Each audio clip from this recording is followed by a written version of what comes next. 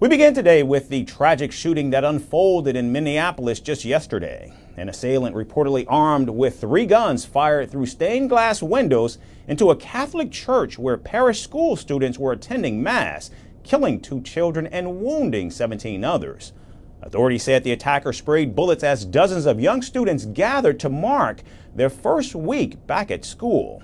The shooting ended with the lone gunman, identified as 23-year-old Westman, took his own life at the rear of the church. Shooting through the windows, he struck children and worshipers that were inside the building. The shooter was armed with a rifle, a shotgun, and a pistol. This was a deliberate act of violence against innocent children and other people worshiping.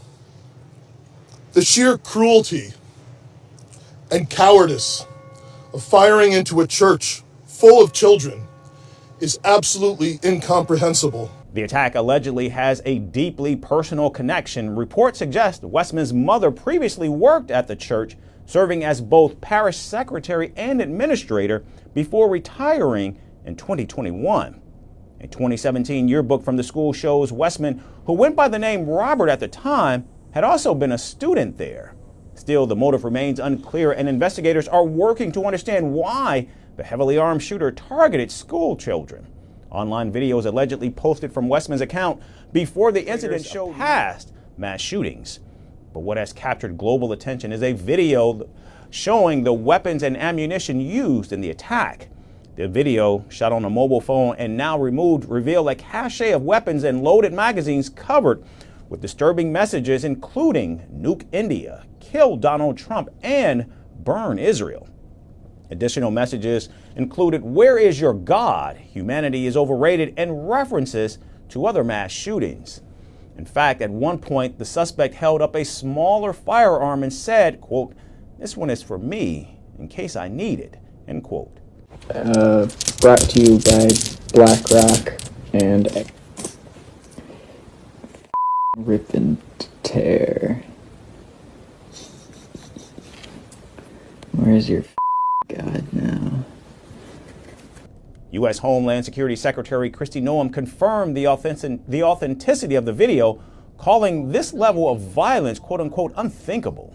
But the disturbing messages seen in the video have sparked widespread reaction online. In fact, far-right activist Laura Loomer claimed in a social media post. Meanwhile, officials said Westman legally purchased the weapons, had no known criminal history, and acted alone. FBI Director Kash Patel said the agency is investigating the attack as an act of domestic terrorism and hate crime targeting Catholics. Now, this is the 146th school shooting since January. Now, several mass shootings have occurred in recent weeks, and political deadlock has blocked efforts to restrict easy access to guns.